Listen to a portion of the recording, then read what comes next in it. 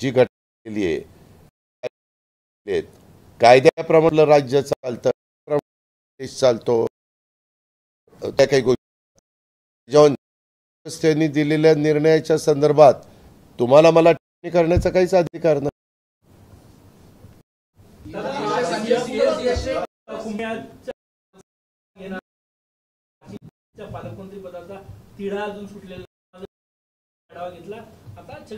पत्रकार मित्रांनो, तुम्हाला काय त्रास होतोय त्यांनी आढावा घेतला तर काही कळत.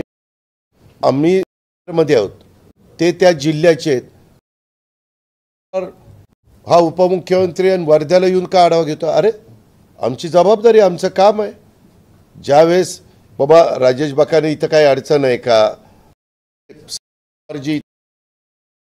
नाही का, आम्ही यांच्या सगळ्यांच्यामुळे सरकार, त्याच्यामुळं सिनियर नेते म्हणून भुजबळ साहेबांच्याकडे बघितलं जातं. त्याने अनेक वर्ष तिथं काम केलेलं आहे, राज्याचे उपमुख्यमंत्री म्हणून काम केलेलं आहे. उद्याच्याला आढावा घेऊन काही महत्त्वाचे प्रश्न जर त्यांच्यासमोर आले आणि ह्याच्या संदर्भातली कमिटी उद्या CMच्या अध्यक्षतेखाली असेल तर त्या कमिटीमध्ये दादाजी भुसे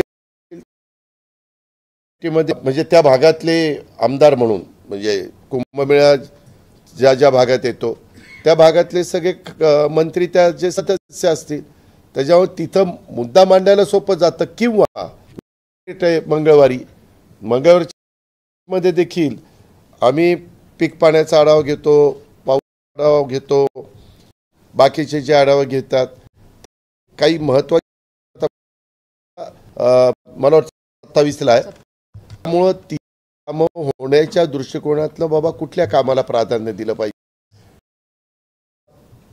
नंतर जरी विचार केला तरी चालण्यासारखं आहे. ह्या सगळ्या गोष्टी असतात. आणि मागं काही कुंभमेळ्यामध्ये त्यांनी काम तिथं केलेलं आहे. त्याच्यामुळं एखाद्याला एखाद्या कामाचा अनुभव असेल आणि त्यांनी